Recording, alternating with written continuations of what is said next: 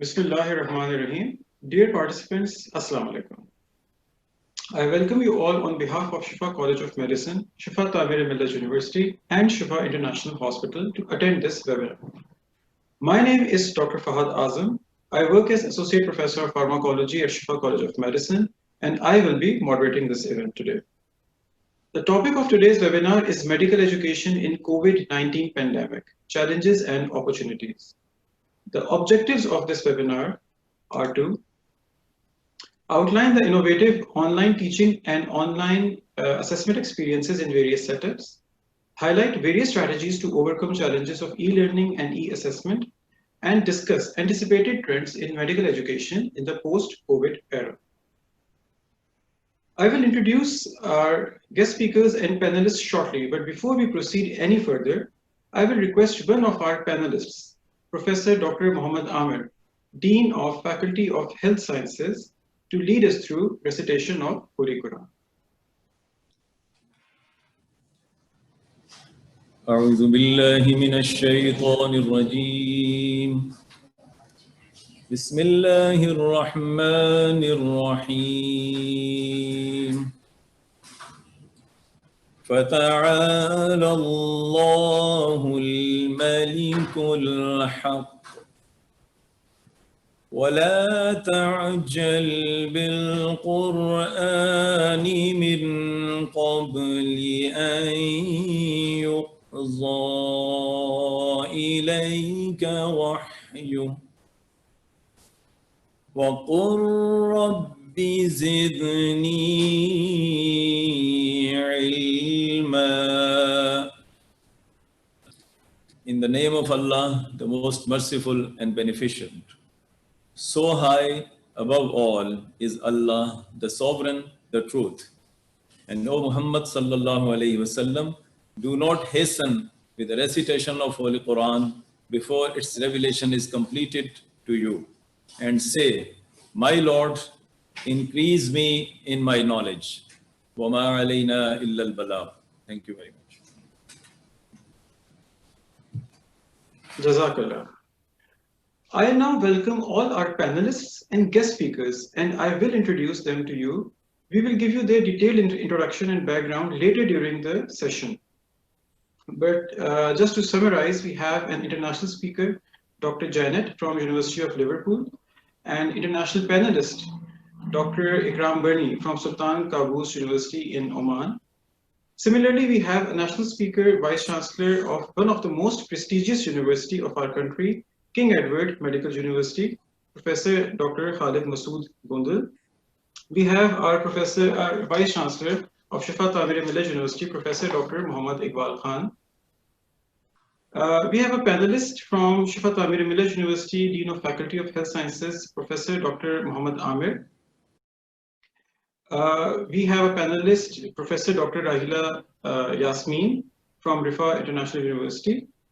And from Shifa College of Medicine, we will have presentations by Professor Dr. Riphah Shafi, Professor Dr. Abda Shaheen, and Dr. Waqas. I would also like to thank our webinar team at this moment who are in the background today, but they played a very important role to make this event possible. Our webinar team has Ms. Sobia from Department of Health Professions Education, Ms. Tanya, who would be managing this Zoom meeting. Ms. Tanya, if you could say hi, because I'll be interacting with you during this meeting. If you could hear me, if you could listen to that. And yeah, we would also like to thank Dr. Shazia, Dr. Muniza, and Dr. Tahira from Department of Health Professions Education. I will now request our first keynote speaker, Dr. Janet from University of Liverpool, to share her presentation with us. But before we start her presentation, Ms. Tanya, can we take the first poll for our audience right now?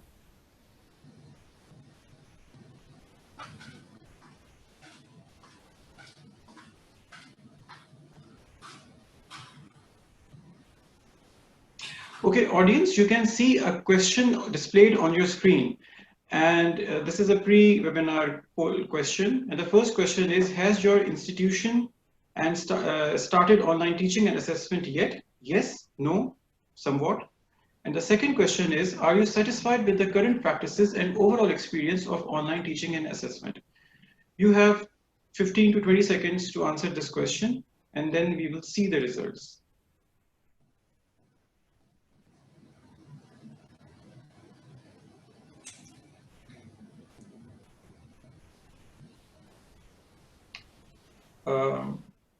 Ms. Tanya, can we close the poll now?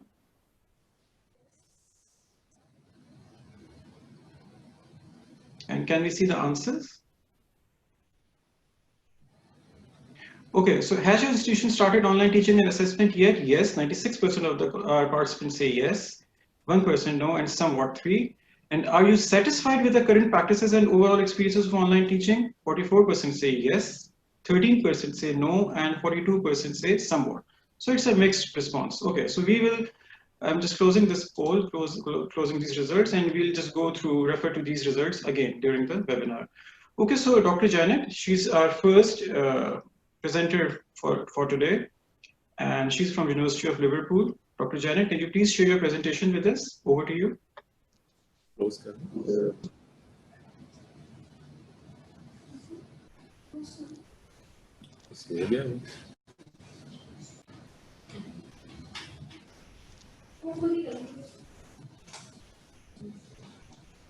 Dr. Janet, can you hear us? Yes, I can hear you. I can hear you. I'm just working out how to share the screen. That's okay. Yes. You have to run your presentation. Got it. Yeah. Okay, and I just want to go to beginning. Okay. Hello, my name is Dr. Janet Strivens. I'm an honorary senior fellow at the University of Liverpool, where I've been an educational developer for 40 years. Sorry, I'm stopping that. Medicine and health. This was the second version of the presentation. I know, yes. this was not the presentation I wanted to share. So I'm sorry about this. Just give me a moment. Yes, please, sure, take your time.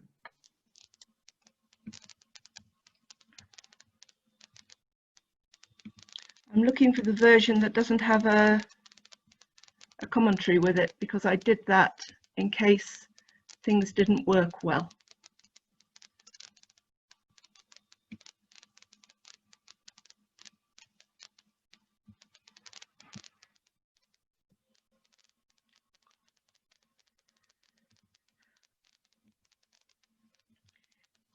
You might have to end up having the narrated version if I can't find this in a hurry. But I'm sure that will be fine if I...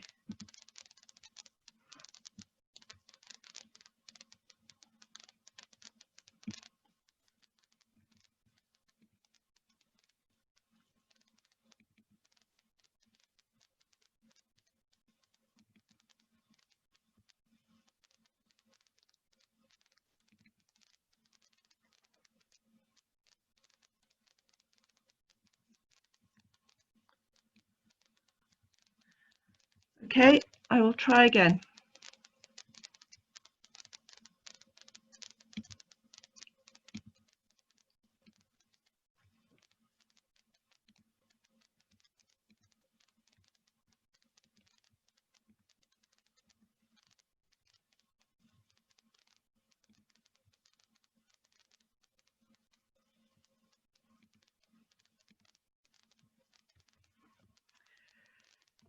I hope this is, can you hear me okay?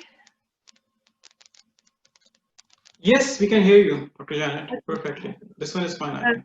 I apologize for that, and I hope this is the right version now.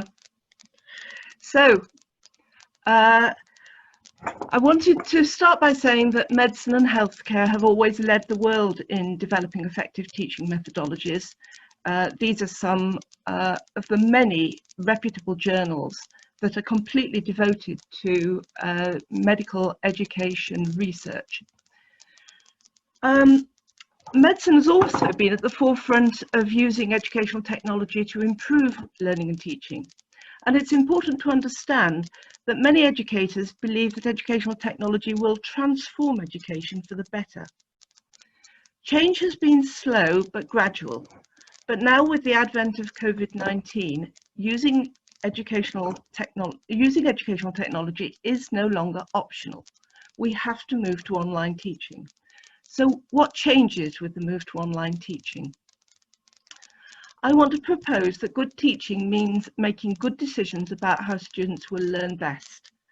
We are the designers of the learning environment for our students. These are the kinds of decisions which we are currently making in face-to-face teaching.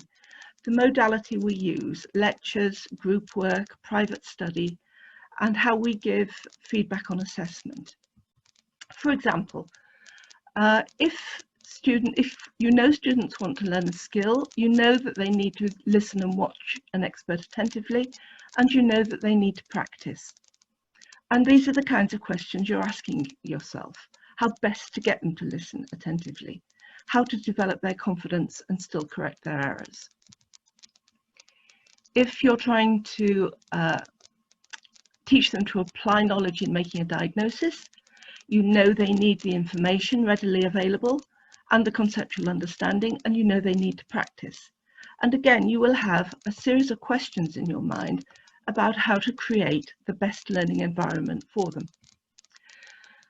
However, in online teaching, the decisions are a bit different because there is a crucial extra decision to make, and that is the decision between synchronous online teaching or asynchronous.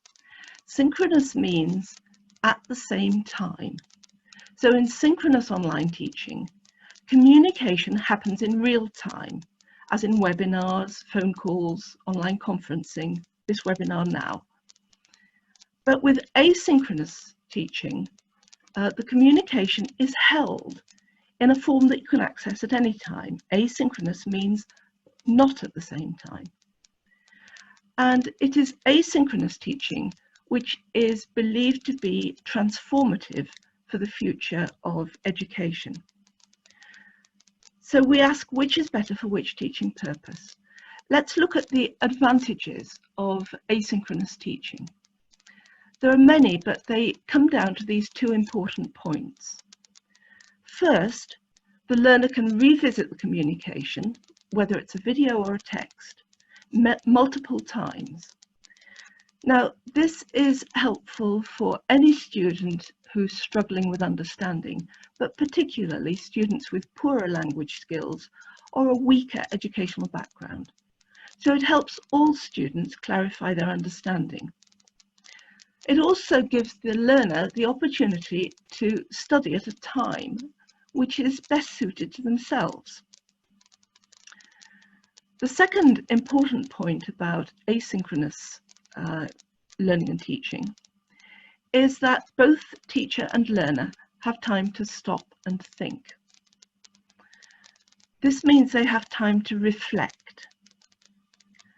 As above, this helps students with weaker language skills to formulate their responses, and it helps less confident students to participate. It encourages more thoughtful contributions. Of course, there are challenges with an asynchronous approach. These are the challenges that I think are most important in order of importance. It may be difficult to create the energy levels or buzz of a face-to-face lecture or group discussion. I have seen very engaging online discussions, but that is difficult. The more important issue is that the teacher cannot control when the learner chooses to participate. And now this puts a greater burden on the learner's own self-organisation and willpower. And it means that we have to put more effort into helping our students develop those time management and self-organisation skills. They will learn them, but it takes time. Finally, it's difficult or perhaps impossible to replicate certain environments where a learning task requires the teacher to be observing and give immediate feedback. Imagine a dental student going into the clinic for the first time to cut a cavity, having practiced on phantom heads. And I have been a patient in such a situation.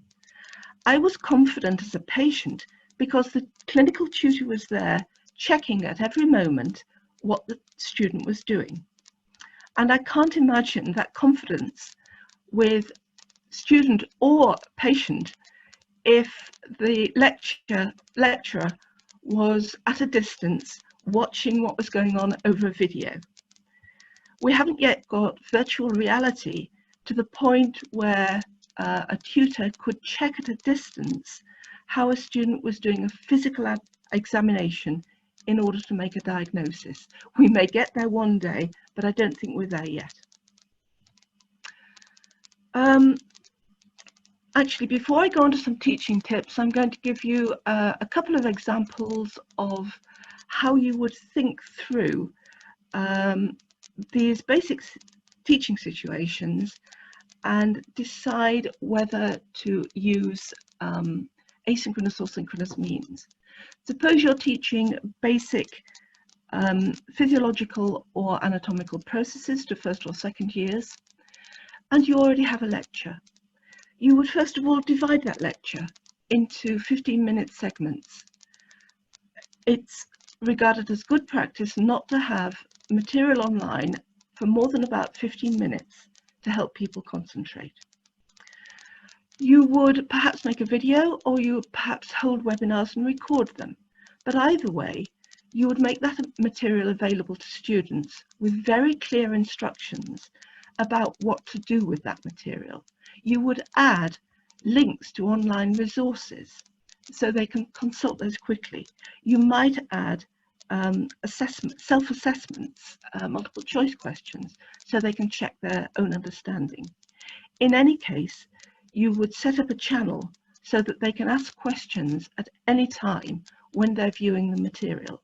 And later, you can gather these questions and answer them, again, either by video or text, so all students can see the answers. Another example, based on work I've done with the European Hematology Association. This is teaching diagnostic skills. So you start by dividing the students into small discussion groups, and that might be on WhatsApp or Google Meet, which have the facility to have multiple small groups. You present a patient scenario. That could be by video, by text, by PowerPoint. Again, you give very clear instructions about a timeline that the students have to arrive at their first differential diagnosis, which they have to post. You might then choose to provide further information, as in a real situation, further test results, which would allow the students to make a final diagnosis. And again, they know what the deadline is for them to discuss that and post their results. And with postgraduate students, you might go a step further and ask them about the management of this patient. When all these posts are in, you can make a video or you can hold a webinar, either synchronous or asynchronous, therefore, where you go through your process of decision making and you make sure that you respond to each group's suggestions directly on the text or within the webinar. Here are some teaching tips for getting the most out of online teaching. There is so much guidance out there. I've kept these teaching tips very short. I've already talked about keeping videos short and about structuring students' engagement with care. It is so important to have very clear instructions and very clear deadlines. I think it's valuable to allow students to choose the software or applications that they use for collaborating among themselves. And I want to add one more tip to these, which is always keep a line of communication open with students. They must be allowed to ask questions at any point. You don't have to answer them at any point. You can wait and gather them together and answer when you know what the students' main concerns are, but they must feel that they can contact you and ask questions at any time. Most software will have a range of functions, both synchronous and asynchronous, but are best suited to some rather than others. Think about Skype, designed as a synchronous application, just like a phone call, but with the facility to write to each other by text as well. Similarly, WhatsApp, a text messaging function, but if you get frustrated with text messaging, you can actually phone somebody. My view is always that you use the simplest for yourself and for the students. I'm not a lover of technology. I use it because it helps me teach.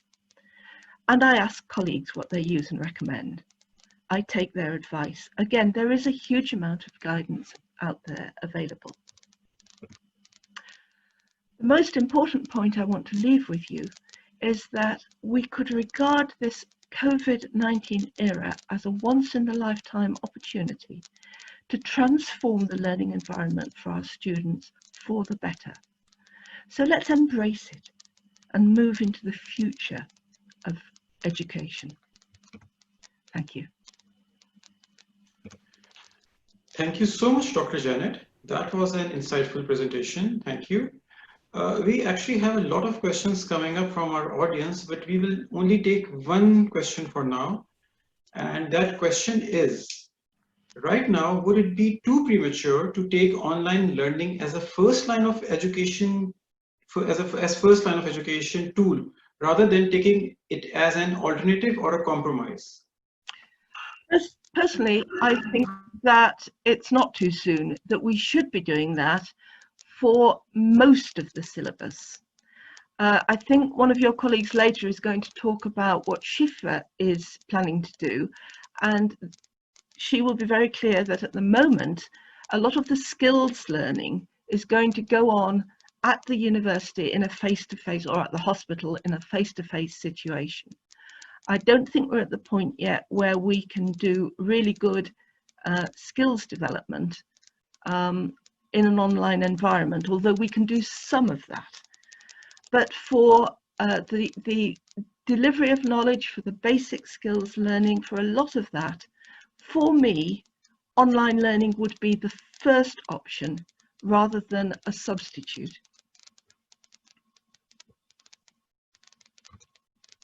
Thank you, sir. Thank you so much, Dr. Janet. That was a very interesting answer.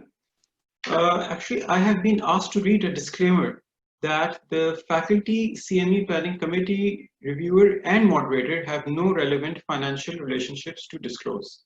Okay? We will be taking more questions later on, but for now, our second guest speaker for today is Vice Chancellor of King Edward Medical University, Professor Dr. Khalid Masood Gondal. King Edward is the most prestigious medical institution of our country. Dr. Khalid has contribution for both undergraduate and postgraduate education and also holds a PhD degree in medical education. Dr. Khalid Masood Gondal has also served as Senior Vice President of CPSP. So I will now request Dr. Khalid Gondal to please share his presentation with us. So over to you, Dr. Khalid. Can you hear me, please? Yes, sir, we can hear you. Yes, sir.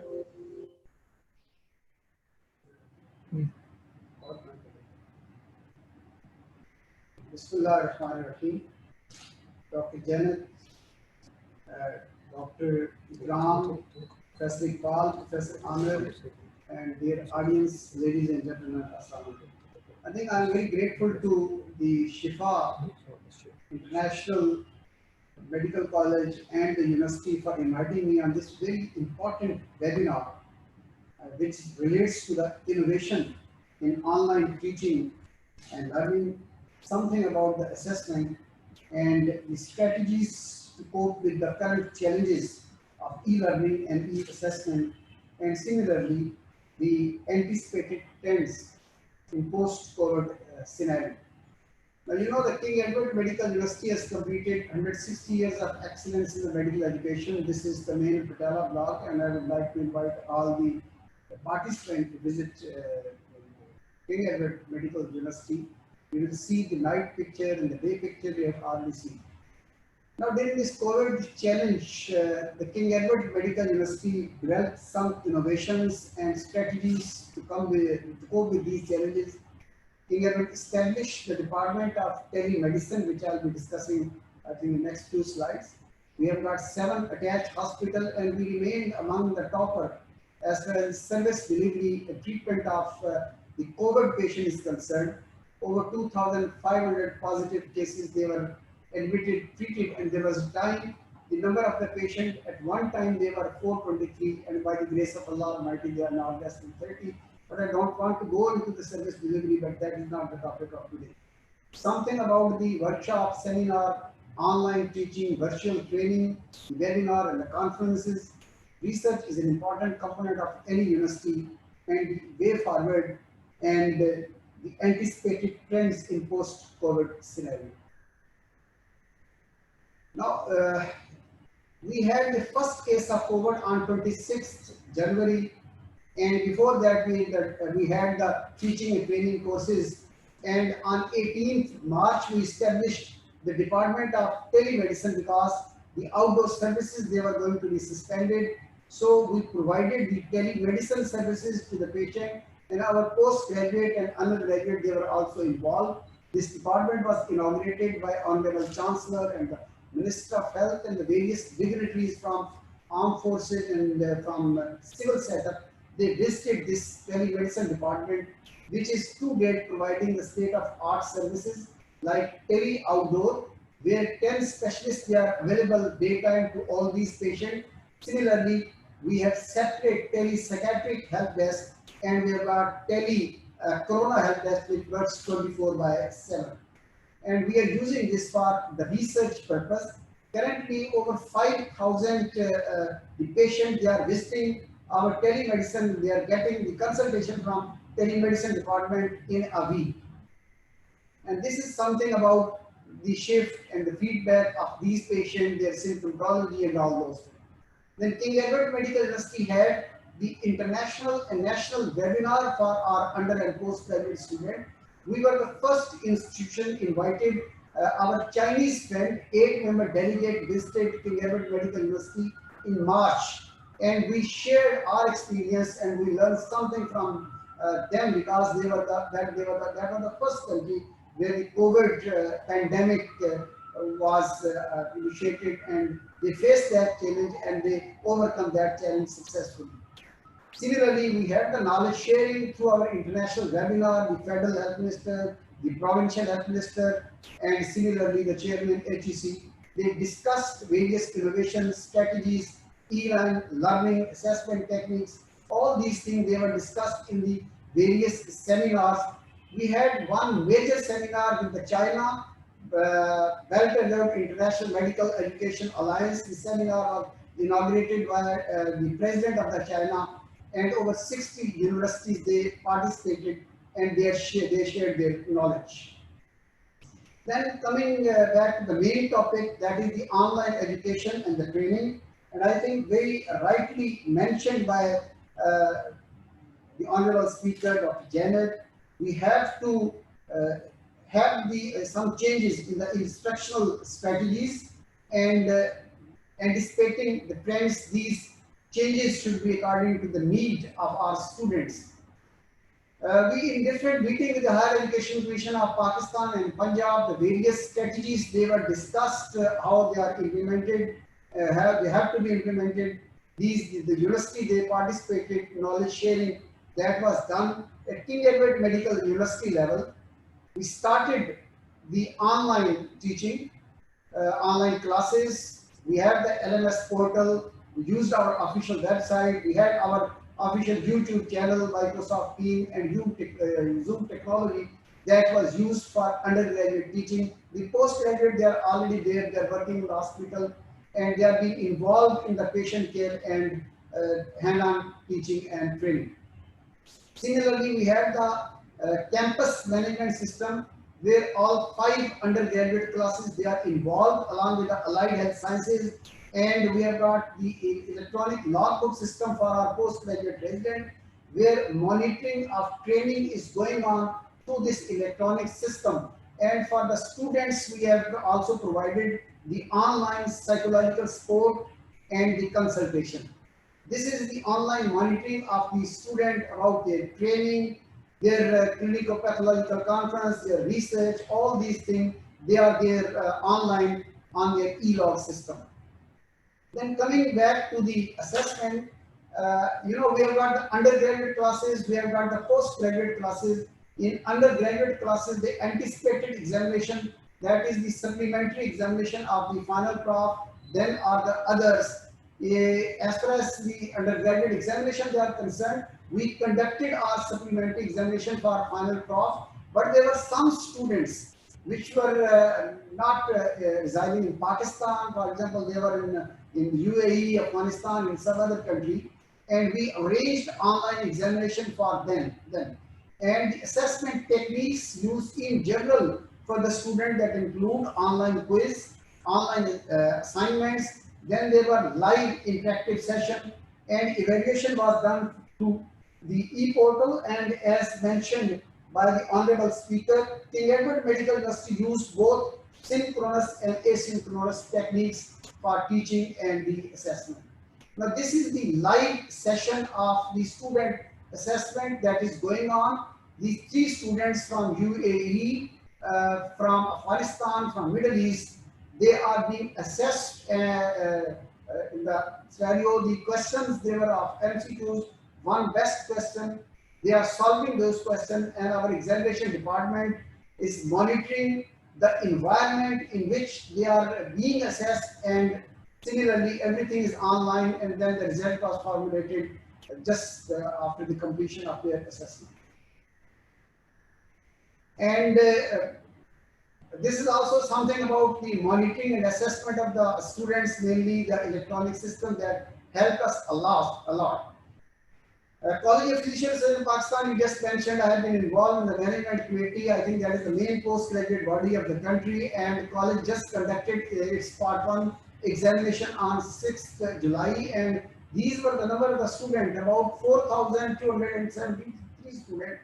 They had the online examination at various centers of Pakistan, I think these center was in all 4 provinces of Pakistan. This is the online examination of part 1 that is going on at various centers with a central monitoring of these examination. In SOPs of Corona, they were observed, the social distancing, the hand sanitization, the mask, provision of mask, they all were there, and we were through in this online assessment of the students of the part 1 examination.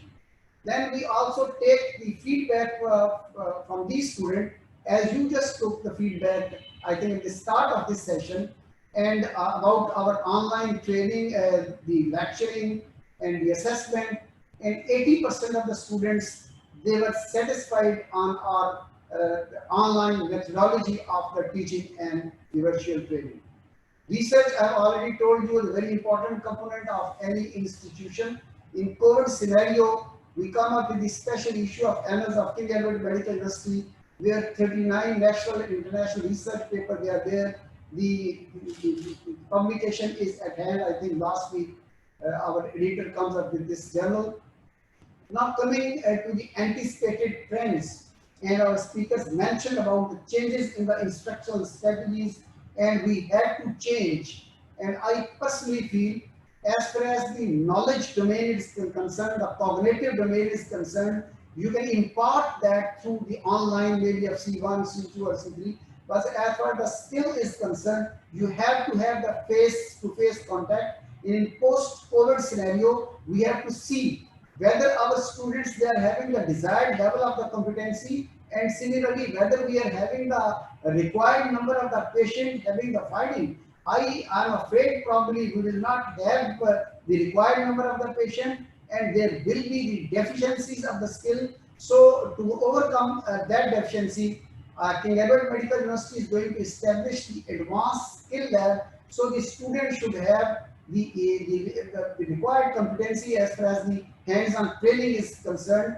And the role model for us is the simulation lab of the Canada, Toronto, and also the good simulation lab. The other institutions would, are having the simulation lab. King Edward is also going to establish the advanced skill lab and the simulation lab with state-of-art facility.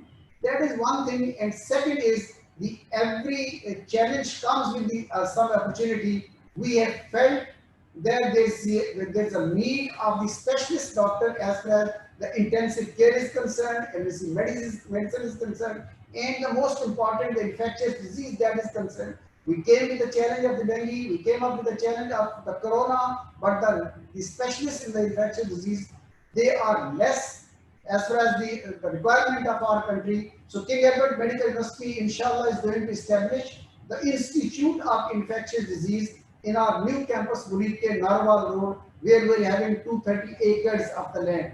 And similarly, the telemedicine department is going to be a regular feature. We will have the professorial chair and we will start the postgraduate diploma courses in telemedicine department, and the telepsychiatry services will remain continued. And another thing, we need to change our curriculum considering the current challenge. I personally feel in our undergraduate curriculum, there should be some changes as far as the family medicine that is concerned, and we have to incorporate something about the telemedicine as far as postgraduate that is concerned. We have to take care of the critical care medicine, infectious disease, and the emergency medicine. We need to expand these post-fellowship program, postgraduate program, so our country should have the human resource if we come up the same challenge in future. And the last thing, I think all these challenges we can overcome with these challenges with our team spirit and collective wisdom, and inshallah King Edward Medical University with the same spirit will overcome with all these challenges. Thank you very much, Professor Amir, Professor Iqbal, and all the management for giving me the chance to share my ideas about the objective which you just mentioned. Thank you so much, sir. That was a very good presentation. We welcome our Vice Chancellor, Professor Dr. Muhammad Iqbal Khan, who has joined us during the presentation of Dr. Gondal. Dr. Gondal, we have a question. We actually have many questions, some of which you have already answered. But one question which we would like to ask you is that how can we quantify, Dr. Aisha Kausar asked this question, that how can we quantify the online assessments and self-directed learning activities in terms of teaching hours and contact hours as per the PMDC criteria?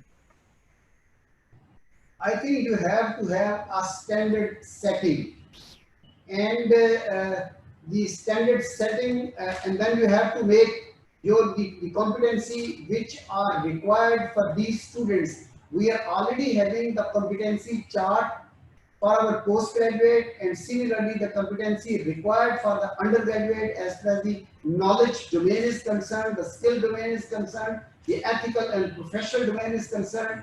The weightage in general, we give about 50% to the knowledge, 20 to 30% to the skill, and 20% to the skill, to the professionalism. So all these competency framework, when you are having, you can monitor those competency through your electronic monitoring system, and you can have a various scales, various feedback performa through which you can monitor, you can assess that, and then your monitoring committee can formally come up with the final results. That is, that system is through, okay, we are achieving the desired result or not.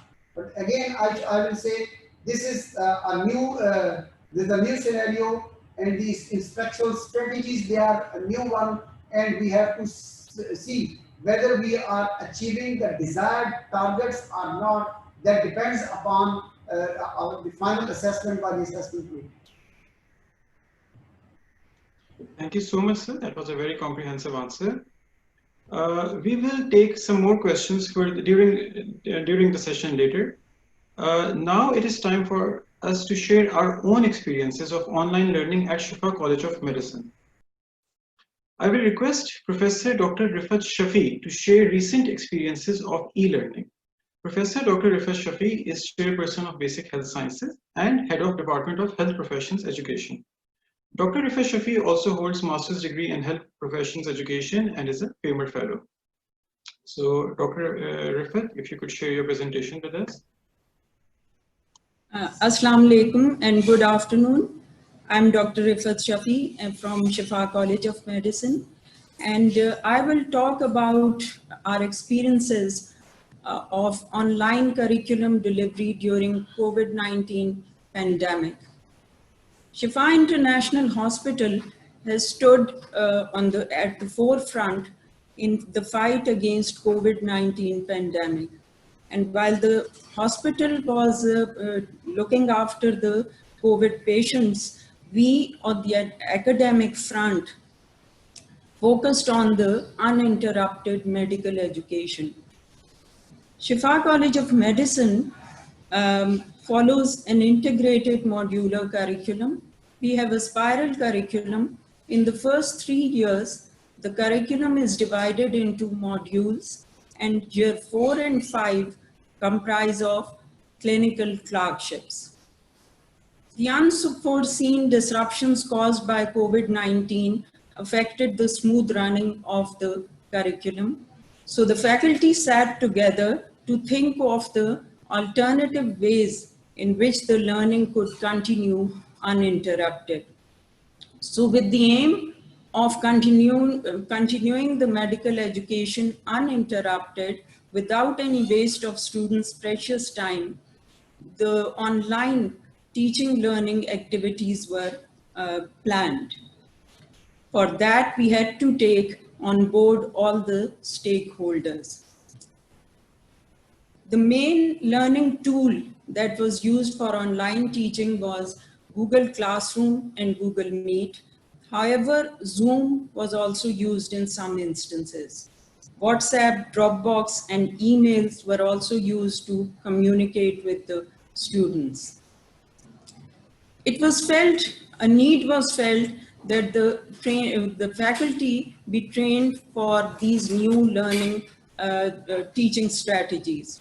So a series of workshops were arranged and were conducted, titled How to Conduct a Webinar, How to Use Google Classroom, and How to Assess Online and Mark the Attendance.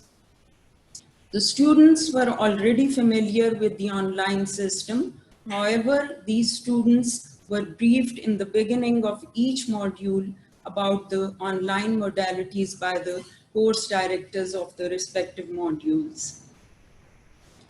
The next step was to change the study plan. So the academic calendar that was already in place for that year was revised. In the revised academic calendar, we gave designated time to the modules. Each module was placed in such a way that the objectives that were knowledge-based were discussed and taught in these modules, and at the end of each module, a theory exam, which was online, was planned. There was an understanding that the skills will be taught and assessed after the resumption of on-campus activities. So the the teaching strategies that were being used were and are being used are small group discussions, large group interactive sessions, problem-based learning, and case-based discussions. The learning resources were shared online to facilitate learning, and the students' attendance record is maintained. Besides the formative assessment, assignments and online module tests are given, and the scores of these tests are added to the end of module summative online assessment as part of continuous assessment. This end of module summative online assessment comprises of MCQs and SCQs. Online evaluations are also done by the students. The students, they evaluate the modules and clerkships, and they also evaluate the faculty, and the feedback that we receive from the students is used to further improve our delivery of curriculum. Some of the extracurricular online activities are worth mentioning over here. Shifa Intercollegiate Scholars Day was held, and in this Scholars Day, students from different colleges, they presented e-posters and a competition was held on that. E-Olympiad is another event that took place. Different competitions were held in this, and faculty and students both participated in this event. Faculty development webinar was conducted online, and our faculty benefited immensely from this webinar. Now this change, this transition from on-campus to online has been a very smooth one. And both the students and the faculty, they were very receptive to this change. However, we did face some challenges. Internet connectivity was one of them. Although this has not been a major problem, but minor issues were there, and the key person was always available for troubleshooting. The teachers were not much experienced in online teaching. So as I have mentioned earlier, we arranged workshops for their training. Maintenance of learning environment was an issue in the beginning, but this issue was addressed by appointing teaching assistants who looked after the attendance and the discipline of the class. Time investment, yes, it's a 24/7 job for the teachers. We keep getting queries from the students through emails and through messages, and the teachers, they respond to those queries. Skill delivery and assessment were partly done online, but it was believed that skill delivery, patient encounter, and familiarity with hospital environment are best possible after the on-campus activities are resumed. Social and emotional support for the students who were suffering from the disease or whose families were suffering from the disease was provided by counseling those students. A team of counselors has been appointed for this purpose. There is a saying that something good comes out of every crisis, and same is true for COVID crisis. The positive thing about that happened over here was that the students, they became self-directed learners. It promoted independent learning, and the teachers, they learned online teaching methodology. Thank you. Thank you so much, Dr. Riphah. There are again many questions coming up, and we'll just take one question for now. The question for you is that, do you think that artificial intelligence, telemedicine, and technology should be made a part of curriculum, medical curriculum? Well, I personally think that this should be incorporated into our curriculum, because I see the future of blended learning in the, coming up, and that is only possible if we now keep adding for the future this technology. Thank you. Thank you so much, Dr. Riphah Shafi. Now I will request Dr. Waqas Rabbani, Assistant Professor of Behavioral Sciences at Shifa College of Medicine, to further share a few more points about the experiences of e-learning at SCM. Dr. Waqas had a significant role in designing our proctoring system for online assessments, which we will briefly discuss later. But before Dr. Waqas starts his presentation, let's take a quick poll again. Ms. Tanya, can we have the second poll? And the question should be displayed on your screen. You have 15 seconds to answer this poll. Ms. Tanya, can you run the second poll? Yes, so the question is, no, second poll here.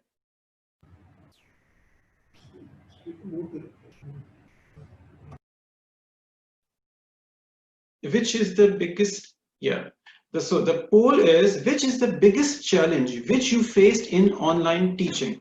And the answers are, you have to choose the best answer. The use of technology was the biggest challenge, discipline in class, issues of boredom and lack of interaction, resistance of faculty to switch to online teaching or lack of resources? So you have 10 to 15 seconds to answer this question.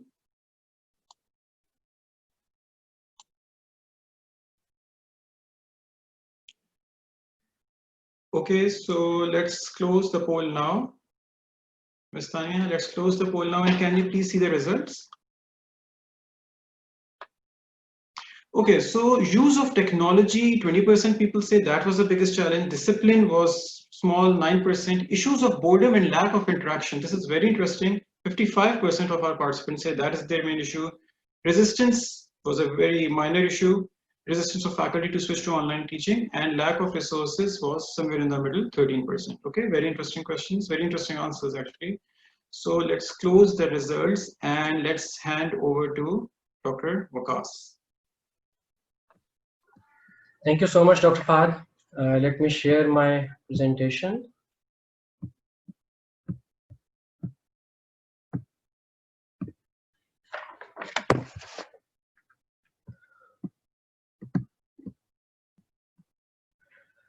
Today, I will briefly discuss the challenges we faced here in Shifa while conducting live learning and teaching activities, particularly in large group sessions. My name is Waqas Rabbani. I am assistant professor in behavioral sciences, and I am also involved in a few medical education related activities.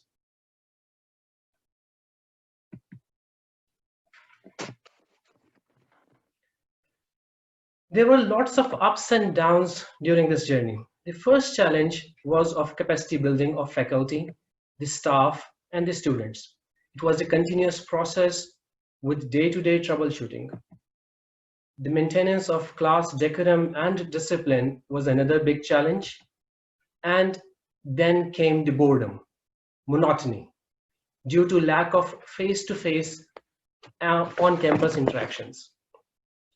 As Dr. Riphah has told, we conducted a series of workshops to train ourselves, but there is always a learning curve, and the capacity is built over time. Therefore, to deal with day-to-day problems related to technology use, we made WhatsApp groups. Here we openly shared our experience and problems and tried to come up with solutions. We also made tutorial videos, which we shared, and everybody contributed in this. Very recently, we have also started our blog and a YouTube channel to discuss and sort out upcoming challenges. The challenge of discipline was very much related to the previous challenge. The more our faculty became equipped and comfortable with use of technology, the lesser were discipline-related issues. The first challenge in this regard was of proxies. The attendance was usually full, and we were not sure if the student was there to attend the lecture or not. Just to create fun, some students tried to create disturbance in the class, and sometimes the students became too comfortable at their home and forgot that they were in a class.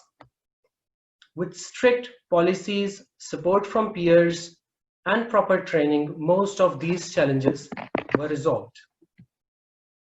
And then there came another big challenge, the boredom. So we started off with very simple solutions, like asking a question from a random student or by asking students to reply using the chat box. Gradually, we started using some online educational tools like Socrative, Kahoot were used for healthy competition between the students. Now we have also started making interactive slides and interactive videos using softwares like Edpuzzle, Padlet, Peer Deck. The poll, which you just experienced, is another way to get engaged with the students. I'm not going into details of these softwares because it's a talk for another time, but we may conduct a whole dedicated session for this. And that's all for now. Thank you so much. Thank you so much, Dr. Vikas, for giving the audience an insight about the actual challenges of e-learning which we faced at Shifa College of Medicine. There are again lots of questions coming from audience.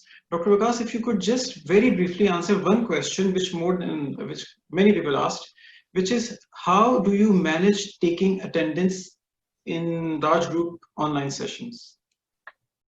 Yes, that's a big problem. But if we are using these technologies and these softwares, especially the interactive ones, so the interaction which the student has done with the slides or with the videos is considered as their attendance. So we do not have to manage attendance independently. Thank you. Thank you.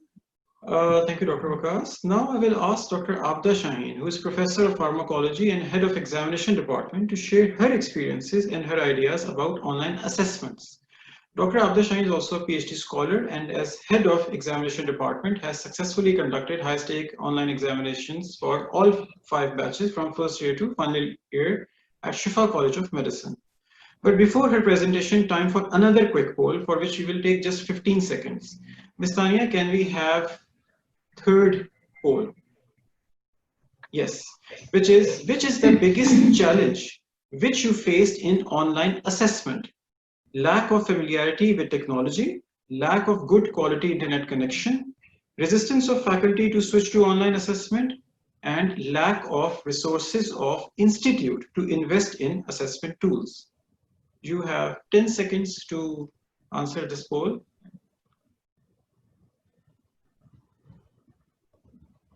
Okay, Ms. Tania, we can close this poll now and let's see the results, please.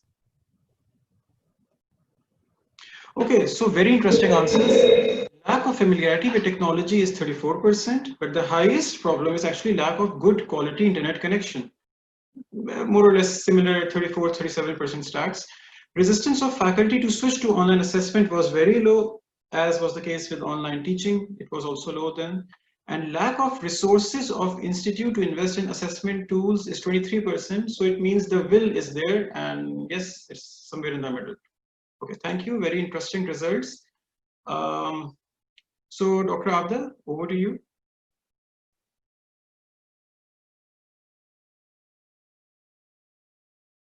Dr. Abda, your mic is mute. Can you please unmute your mic? Yes. Thank you, Dr. Fahad. Good afternoon, everyone. I am Dr. Abda Shaheen, and I'll be speaking about our experiences related to online assessments at Shifa College of Medicine. First thing I want to clear is that internal assessment at SCM contributes 40% towards professional examination. So even though it's not a university professional exam, it still does comprise of a very significant portion of our high stakes examination. Let me give you a little background. Initially, when online teaching started at our college, we didn't have any idea about resumption of on-campus activities due to a lot of uncertainty and rapidly evolving circumstances. And obviously, initial natural reaction of our faculty was to delay assessments. But as time passed by, it became clear to us that it will take some more time for campuses to open, and we decided to assess all the content which had been delivered in 3 months. So we devised an examination policy. So when we started off, the biggest challenge was to maintain fairness of the examination. And our examination committee, curriculum committee, and academic council especially focused on this aspect and addressed several key questions. First of all, I would like to mention here, is my screen being shared? I think it's not being shared. It is being shared, but the slides are not moving. The slides are not moving. I guess there is some problem. Let me figure it out. Dr. Vikas, can you please fix this issue of slides not moving? Yes, now I'm good to go. Now it's Yes. So let me tell you about our journey about online assessment. When we started off, the biggest challenge was to maintain fairness of the examination, because that is the most important thing related to online examination. And our examination committee, curriculum committee, and academic council especially focused on this aspect and addressed several key questions. Here I would like to mention that e-assessment is nothing new for us. Way back in 2014, Shifa College of Medicine designed its own indigenous system to take formative assessments online. And sole purpose then was to train our students for online postgraduate exams, as we know that recall of knowledge and stamina of attempting exams on screen is altogether different than attempting exam on paper. But yes, till COVID-19, we had never tried online medium for summative assessments. So first of all, we finalized modality, and we used our institution learning management system software, Moodle, to conduct all online summative assessment for preclinical as well as clinical years. As Dr. Riphah mentioned, all academic calendar was rescheduled and assessment weeks were planned for each module and each clerkship. Regarding assessment methods, we did not deviate from standard practices and tried to replicate the standard procedures as much as possible. Normally, we use MCQs and SAQs for our theoretical part of summative assessment. Here, I would like to stress on a very important point that we did not try open book format exam as suggested by many national and international forums. We had a lot of deliberations on the format of examination. And we had consensus on that more evidence is required to implement open book test in medical education, especially in the context where our teachers and students are probably not trained for such format.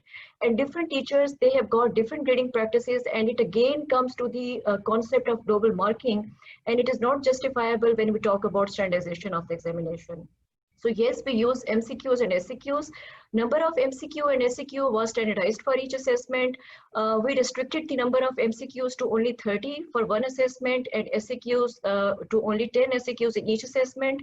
And to make the system foolproof and minimize cheating, order of MCQs as well as distractors were shuffled for each student. Only one MCQ was displayed on a single page. Moreover, students were not able to reattempt the MCQs after submitting their answer. And same practice was adopted for short answer questions.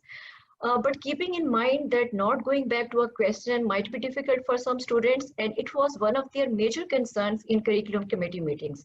So we listened to their concerns and we increased time to attempt each MCQ from standard 60 seconds to 90 seconds, and same practice was adopted for short answer questions. And normally, as I told you that we try to replicate our standard practices. Normally, vetting of paper is done by medical education department. So we trained our faculty for online vetting by medical education department, and then online dissemination to examination department. And we trained them that how to do online vetting and online dissemination of papers by secure channels. Now coming to the proctoring. Proctoring is an area of high debate for online assessment, for online examination. Though our system was itself foolproof as we made the format of MCQs and SAQs, but to ensure fairness of the examination, and also because it is one of the regulation of HEC for high stakes examination, proctoring was also done as an additional measure. Normally, we have 100 to 110 students in each class. We made very small proctoring rooms. Normally, there are 11 to 12 proctoring rooms for each class with 10 to 12 students in each class. And we use Google Meet links for the proctoring purposes, as it is used, as Dr. Riphah told, it is used for our day-to-day teaching activities. So our students and faculty, they were well familiar with this medium. So we use the same medium for proctoring. And students and faculty, they were given clear instructions. They were shown proctoring videos, how to place their cell phones in a proper position so their face and laptop screens, they are clearly visible. And as a part of our examination policy, we allowed our proctors to confirm identity of students by showing their IDs, and they were also allowed to ask the students to show their surroundings. The next thing which we done, focal person. Role of focal person is very important in online assessment. It's all teamwork and quite resource intensive. For me, it's safe to say that are in each online assessment, in single online assessment, there was involvement of more than 20 to 25%, besides constant participation of examination department, Department of Health Professional Education, and IT department. And as a part of our examination policy,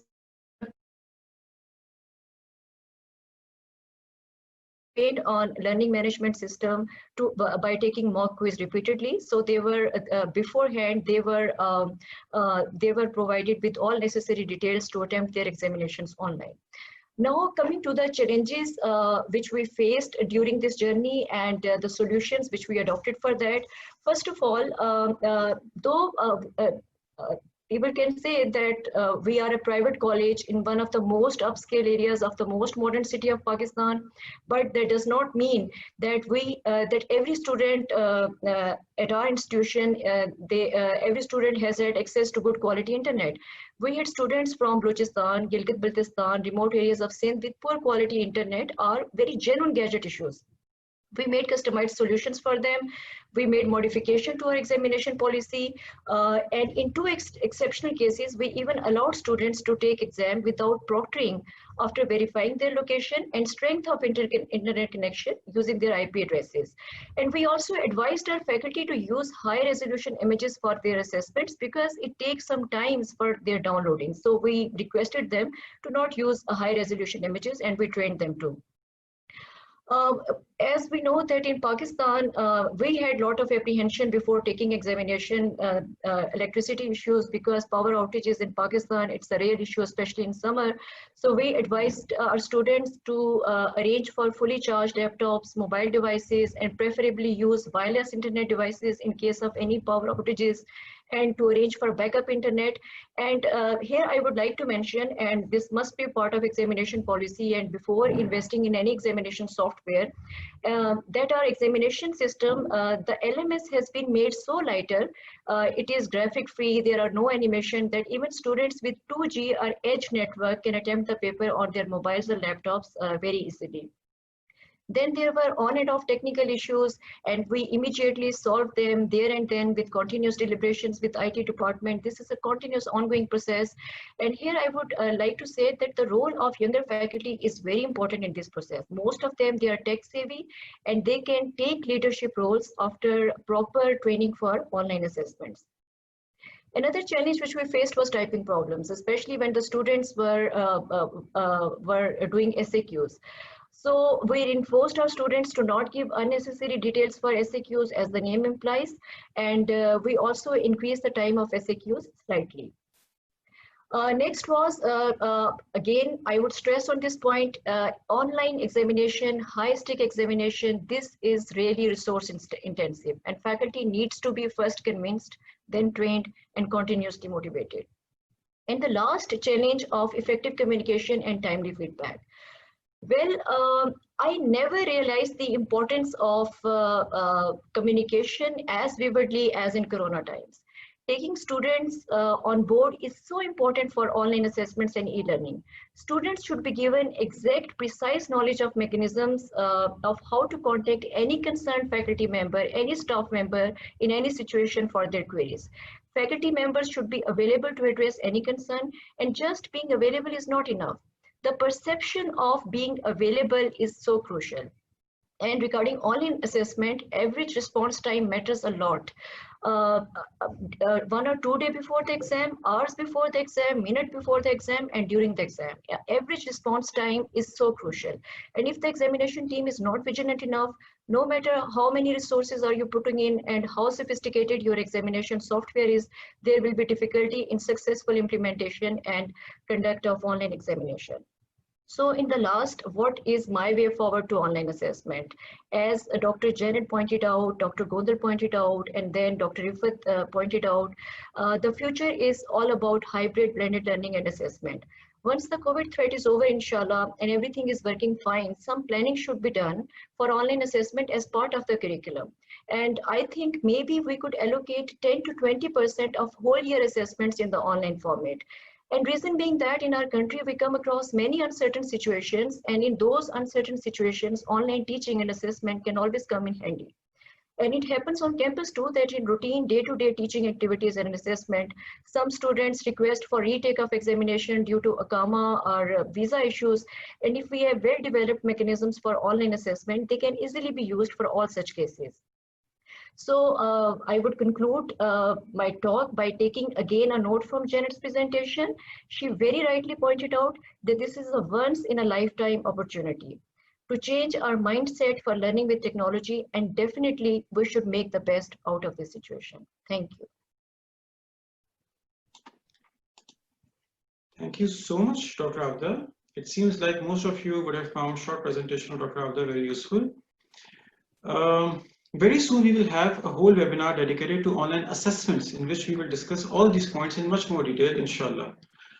We have again many questions coming up from the audience, but we will take only one question at this point, and that question is that, Dr. Abda, what is the most important factor in your opinion which helped you design and run a successful online assessment program? Okay, that's a good question, Dr. Fahad. I would say there are many factors, but if I were to name one, according to our experiences, customizing assessments according to needs of any institution, that is a must. Because we have our own indigenous system of teaching and assessment, and we just found a replica of that process in online format. Right now, for example, right now we are in a process of delivering clinical skills and developing blueprints for OSCE and integrated practical examinations.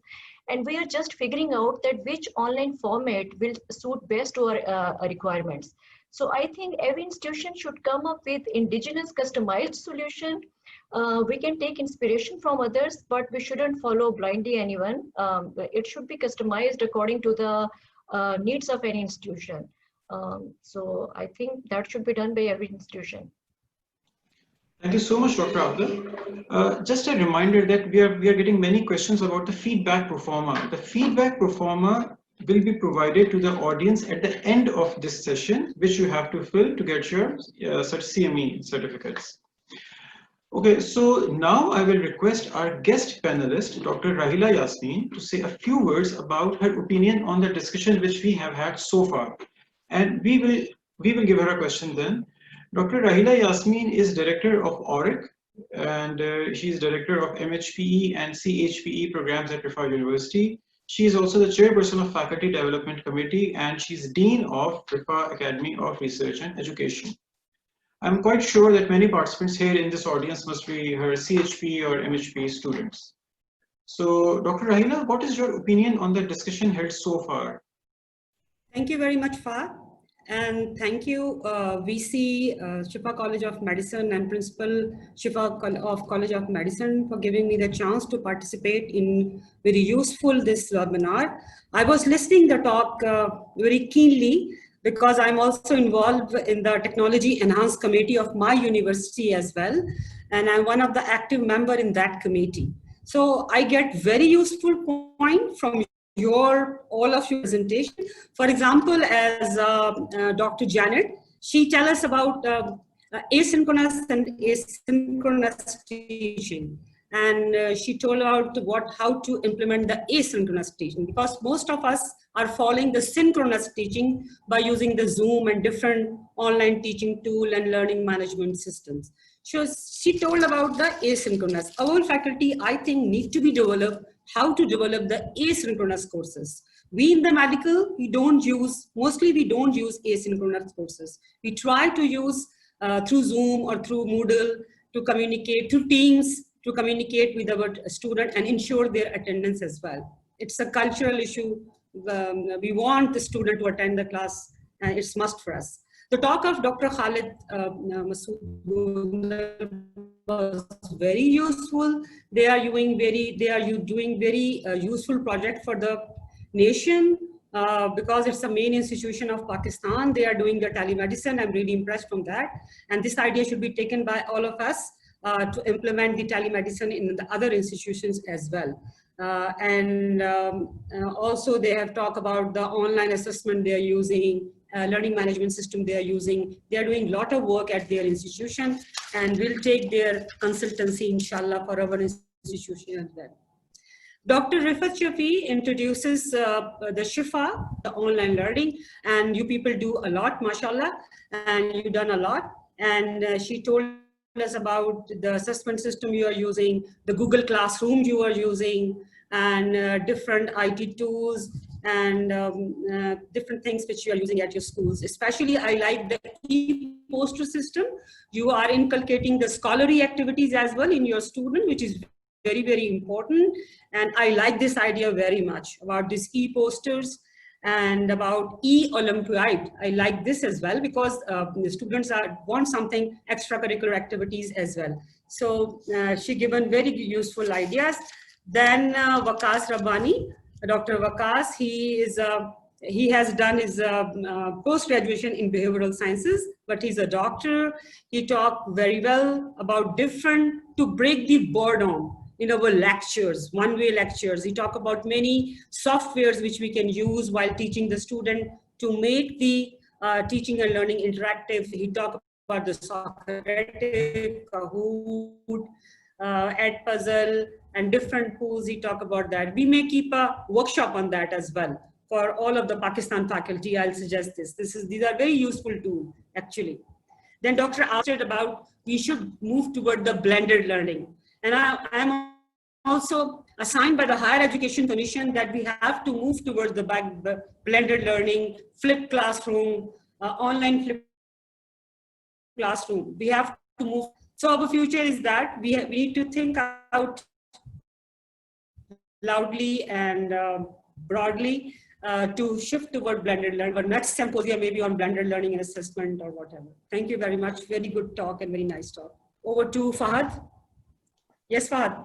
Thank you so much, Dr. Rahila. जो उर्दू में कहते हैं दरिया को कूजे में आपने बंद कर दिया. इतनी comprehensive talks को just to summarize it in a few words. Thank you so much. We have a question for you. Dr. Sadaf Jafar asked this question, that how can we conduct OSPI or OSCE during the pandemic, during the COVID, during the scenario? This question is from me or Dr. Abida Shaheen. She is the controller of examination. Yes, please. Actually, yes, originally this question was directed towards Dr. Professor Gondal, I think, but we thought of taking this question. I can share my Riphah experiences. Yes. We are, as somebody talks in the challenges of the online learning, to teach the skill for the doctors and dentists and the healthcare providers is a challenge in the online learning. Student has to come face to face, as Dr. Gondal already mentioned it. So this is a challenge for us. What we are doing at Riphah, I'll share. We are teaching the skill online through small group discussions activity, and assessment is also doing. We are making the online OSPI. We are making the scenario, and we are giving the scenario to the student with the pictures, with the videos, with the audios, and they solve the critical thinking through the problem solving about that skill, whatever we are asking them. But not history taking, examination, not those skills. Only the critical thinking, we are assessing that only at our institution. Through the structured essay question, modify essay question in the form of OSPI, not OSCE, OSPI. Thank you. Thank you so much, Dr. Rahila.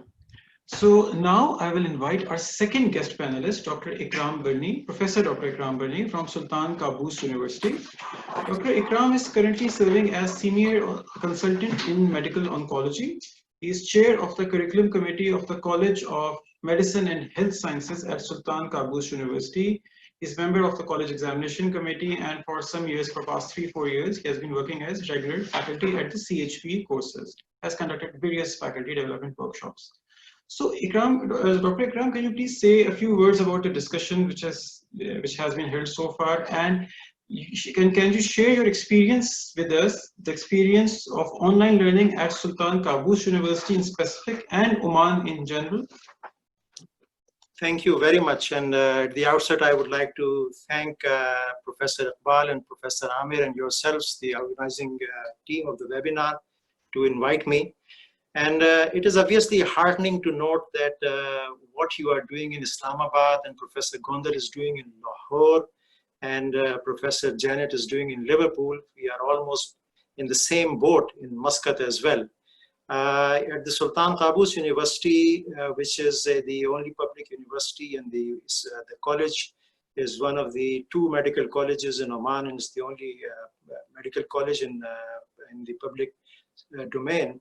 We have an outcome-based curriculum like yours. It's an integrated curriculum. So there are lots of things that have been said, which we also share and which are in common. I would just like to, during the discussion, the 2 or 3 things that came up, and I would just like to sort of share my thoughts on that. And one of the points that came out repeatedly was about the teaching and assessment of skills. I think the skills, you want to think of skills not only as the kinesthetic skills, which obviously have to be taught face to face on the bedside, on the bench side, and have to be assessed like that. But there are lots of other skills.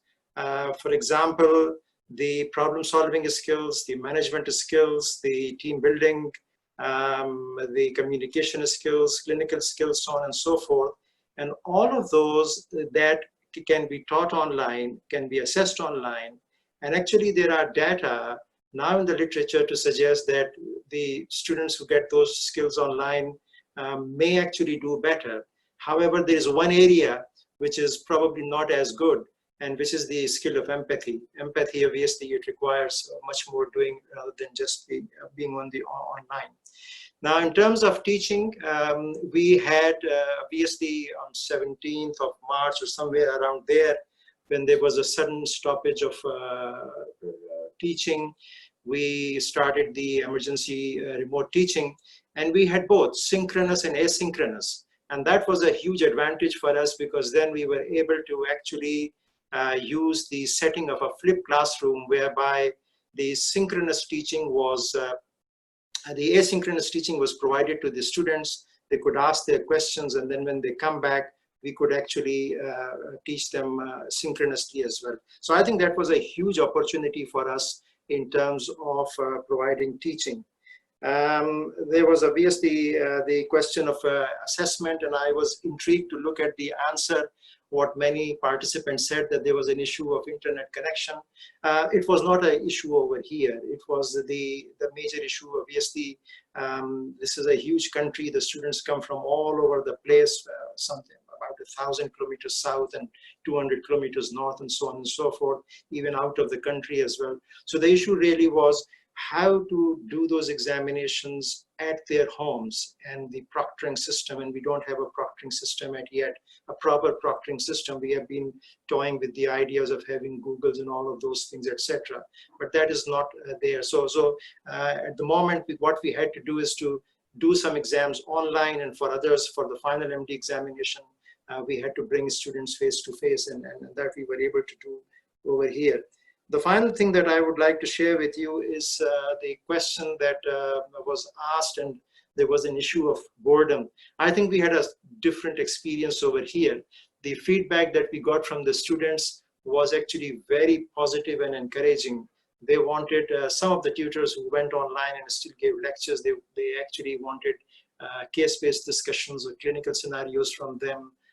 They did not want too much information, because that was available in the textbooks. They wanted clinical reasoning, for example, and they requested tutors to be more tech savvy. I think in these days, the students are much more tech savvy than most of the tutors are. So yeah, I mean, those are, in brief, I would like to, those are my thoughts. Thank you very much. Thank you so much, sir. Thank you. There are questions coming up, and there is a very interesting question. And Dr. Janet, if you would like to take this question and answer it briefly, if you could hear me, Dr. Janet, are you here? I can't see you. Yes, yes, you are here. Okay, so Dr. Janet, if you could answer that question, is very simple. How do you cater to slow learners in online teaching? How do you cater to slow learners? Oh, slow learners. Well, again, you might guess that my answer would be more asynchronous teaching helps slow learners, because they can take their time. It depends why they're slow learners. And sometimes they're slow learners because they're actually more thoughtful students. So allowing an asynchronous mode of communication very often helps them more because they gain confidence, because they know they've had the time to think about it. Thank you, Dr. Janet. So now I will request our Vice Chancellor of Shifa College University, Professor Dr. Muhammad Iqbal Khan, to share his presentation about online learning with audience. Good morning, Dr. Janet. Good afternoon, everyone, and Assalamu alaikum. Just go on slide number 8. It's, I think, 5 minutes, and then inshallah I'll take not more than 3 minutes, because it should be concluded in time. one of the important aspects of our webinar is we need to start it in time and conclude it in time. Go ahead a little bit more. Yes. Probably, I strongly believe that this COVID phenomena is going to prolong for another year or so. Even if the COVID situation will end up, but still we will be having some difficulties in managing on the campuses and in the hospitals, particularly the students and the postgraduate students as well. And therefore, I believe that we need to develop very quickly some blended type of learning. And this blended type of learning will include both synchronous and asynchronous, recorded and online, and as well as we will be having some developing some online portal as well. Probably we have already working on that, the virtual bedside simulations software, but in Shifa International Hospital, they developed quickly the virtual clinics as well. So this virtual clinic should be incorporated in the teaching program as well. And I think this experience should be shared with the other institution, and soon we will get some more information from other institutions, and maybe other institution might be working on there. Then probably we need to develop quickly some learning and teaching apps, and probably we need more student engagement in developing the apps as well. And now we need to go on the focus on skills, resources, institutional strategy to support the attitude of the students and interdepartmental coordination as well. And the role of the skill labs, and maybe in certain institutions, the level 2 simulation lab is going to be more and more important.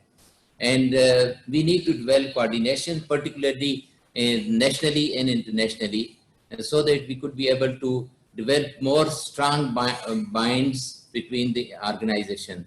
And experience of STMU and Shifa College of Medicine is a very rich experience and effective online learning program. But this has certain challenges as well. First of all, we will be focusing on some of the challenges, and these challenges are the non-contact patient-based teaching. This we are familiar with the contact-based on bedside teaching, patient contact teaching, and now we are probably moving on the non-patient contact-based teaching as well. Then the assessment is already discussed, but there are so many questions in this assessment as well, whether we're going totally on online assessment or we're going partially in hybrid, and probably the solution will be a blended type of assessment, maybe partially online and partially on campus. Then probably workforce strategy. We need to remodify our workforce, the health force. In future medical practice, probably we need to incorporate in our curriculum the management of the pandemic, which we face a lot of difficulties in managing this. And there should be accountability, transparency for decision makers as well. And one of the important aspects of online teaching is the ethical consideration. Next, please. Ethical consideration, and probably infection control, pandemic modeling, population and public health, and telemedicine and issues of health equity should be incorporated in the curriculum of medical sciences in future as well. Next, please, quickly, next. Right. One thing which I just want to share with you in 2 minutes time is some of the important tips of blended learning program. We probably will be going to the blended learning in future. First of all, we need to analyze the needs of the audience, the students, level of our students, and also ability of the students and familiarity with all the online learning modalities. and analyze our contents as well. What contents can be taught effectively online? And there is a lot of, we learn over the period of time, over the period of 4 or 5 months, there are a lot of material which can be easily and effectively transmitted online rather than face to face. And probably our educationists, and I will suggest that we should be applying the principle of adult learning, and particularly I will refer to theories, maybe the behavioral theories and constructivism might be applicable here. And we should always balance between the two modality of the teaching, the face-to-face and the online. And we need to also combine some of the formal and informal learning systems as well. Always find the strength in the different type of the modality of the teaching strategies. Always use the wide spectrum of digital option. Don't rely on one. Maybe we learn over the period of time, if you rely only on one technology, it may fail over the period of time and then you have problem. Then share your experience and the experiences with the other learners as well, and other teachers and other faculty members as well. And we need to develop a new group dynamics now, and say it will be an online, including the online teaching in that dynamic. And probably being an administrator, I know we need to redistribute or redirect some of the resources for that particular purpose as well. Challenges in digital learning, there are certain important challenges which I just want to share with you in 1 minute's time.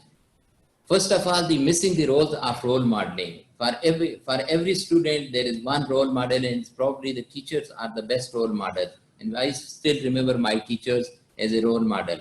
So this might be missing, and we need to always incorporate some sort of role modeling in our system as well. Then we probably have some problem of rewards and resource allocations as well. Methods of delivery maybe switch one or from the other. Maybe it may be SDL or PL or lectures or webinar, but we need to produce a mixed type of method delivery system or teaching strategies. Technology and resources might not be equally distributed among the all institutions and within the institution as well. So we need to look into that as well. Then the infrastructure requirement is another. We might need to enhance our internet capabilities, our hardware, and so on and so forth. Then one thing which will be missing in the online teaching is the body language of our teachers, body language of our teachers, and their role in communication as well.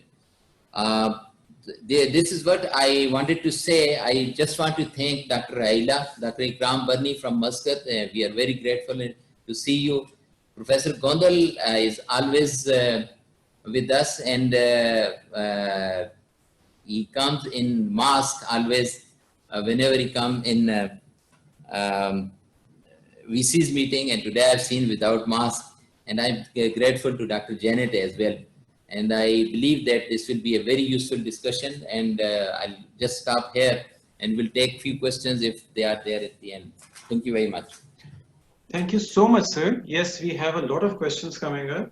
And the first question is for Dr. Khalid Masood Gondal. Sir, the question for you is that should medical education be shifted towards virtual learning, and will it be safe? Safe as in, will we produce safe doctors then? I think this is a very important question. And before I respond to the question, I'm just going to tell you, last year in October, we had the International Medical Educator Leadership Forum, and Dr. Janet and Professor Riphah know that in Canada, every year they had the International Medical Educator Leadership Forum, and where 30, 40 countries they are being represented. I was there. And they were discussing about the artificial intelligence. And the question was whether this artificial intelligence is going to replace the physician of tomorrow. And the debate was going on. And the conclusion is this artificial intelligence cannot replace the physician of tomorrow. They can just support. So I think I will apply the same thing over there. The virtual teaching and training, they cannot replace the face-to-face contact. You know, when you develop the table of specification, you develop the competencies, you say the cognitive domains, you say the skill domain, you say the effect domain. Now all these domains, they cannot be covered through online teaching or virtual training.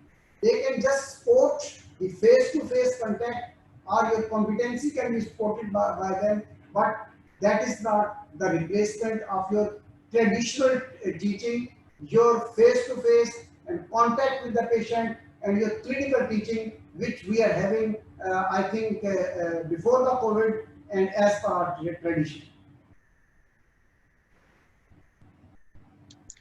Thank you so much, sir. Thank you. This question was put up by Dr. Samiullah Mumtaz. Okay. So the next question is for Dr. Rahila. Dr. Rahila, the question is very interesting, very simple and very interesting. The question is how to assess behavior. I think that means how do you assess behavior of students during online teaching? And this is, thank you for the question. It's again a challenge in online learning to inculcate and teach the professionalism to the student, to the medical doctors, dentists, and health professionals, to teach them professionalism and to measure and to assess that. It's again a challenge for us. We are working on it, but it's a challenge. thank you. This question was put up by Dr. Farooq Mateen. Dr. Riphah Shafi, it's not really a question for you, but Dr. Mansoor Ahmad Qazi has shared an opinion with us. So we would just like to share this opinion. He says, where I don't have a question really, but would like to add my opinion that we should have added the feedback and the real apprehensions of our students regarding the whole online course, component delivering, online assessment in this webinar, so that we could learn better from their experiences. Thank you, Mansoor Ahmad. That's just an opinion. And for Dr. Ikram Burney, Dr. Riphah, would you like to respond to that opinion? Yes, actually, we could have done that, but in such a short time, we cannot actually address all the issues that have been raised, but we keep on listening to the feedback and we incorporate the changes according to the feedback continuously in our curriculum and in our delivery. Thank you. Thank you. Thank you, Dr. Riphah. Dr. Afzal M. Naim has put up another question for Dr. Burney, for Dr. Ikram Burney. Sir, he's asking that we have shared our experience. We want to know how did you reduce chances of cheating in online assessment in your setup? Thank you very much. I mean, this is $1 million question, and I don't think we have been able to actually do that effectively. We went through a journey like yourselves, and I think it's still an ongoing journey. The first thing obviously we tried to see was that we can put up questions which would not have answers, which the students could share, for example, the MCQs, etc., by shuffling the questions up and down, putting more questions, and then have different question papers for different students. And then limiting the time. Initially, we gave them 15 minutes extra time because of the online issues that they may have. But what we learned during the in-course assessment, just to remind you that the teaching was suspended almost midway through the semester during week 7. Some of the courses had not even had a chance to take the first in-course assessment. So we actually got a chance to learn from the in-course assessment, where students obviously we could not prevent them from from sharing their answers. So later on, we did not give them enough time to share their answers. So we actually had just enough time.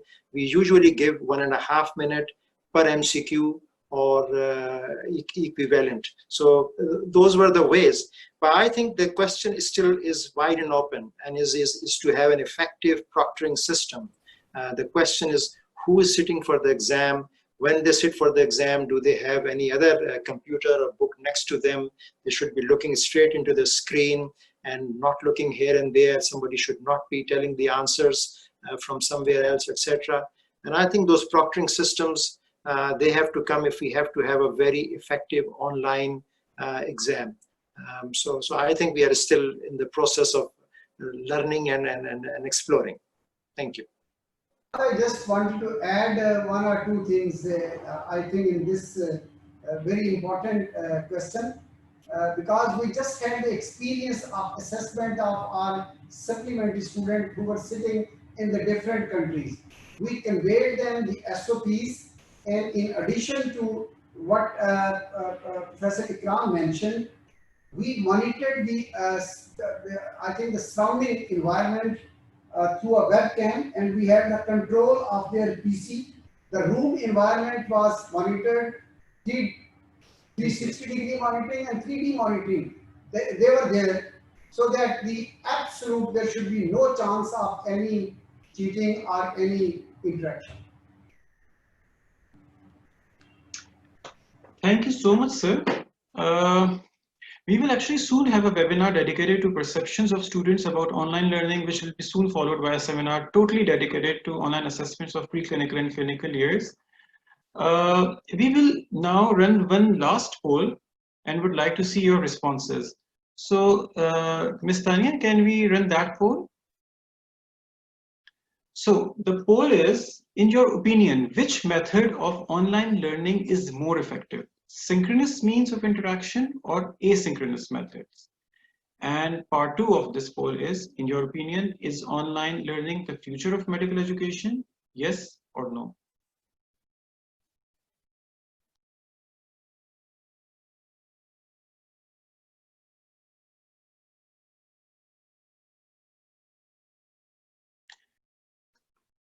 Okay, so let's see the answers. Okay, so surprisingly, no, actually not surprisingly, synchronous means of interaction, 64% of participants said that is more effective, and asynchronous, 36% people said. And the second question was, in your opinion, is online learning the future of medical education? Yes, no, 67% say, very high number say yes, and 1/3 say no. Thank you. Ms. Tanya, do we have another poll, or was that the last poll? Yes, this is actually the key question for you. That those of you who were already practicing online teaching and assessment at your respective institutes, will you modify your practices after attending this webinar? Yes, no, not applicable. Not applicable for those who were not already practicing. And if somebody was practicing, would they modify their practices? And part 2 is, those of you who are currently not practicing online teaching and assessment, will you try to initiate it after attending this webinar? Yes, no, and not applicable. Not applicable for those who are already practicing. So you have 10 more seconds for this poll. And let's close the poll now. And Ms. Tanya, can we see the results? Okay, so the results should be interesting. Those of you who were already practicing, will you modify? Yes. So that makes me happy. That means this was very useful, this session. And those of you who are currently not practicing, will you try to initiate after attending this webinar? And again, 36, majority of the people say yes, 36. So very encouraging, motivating results for us.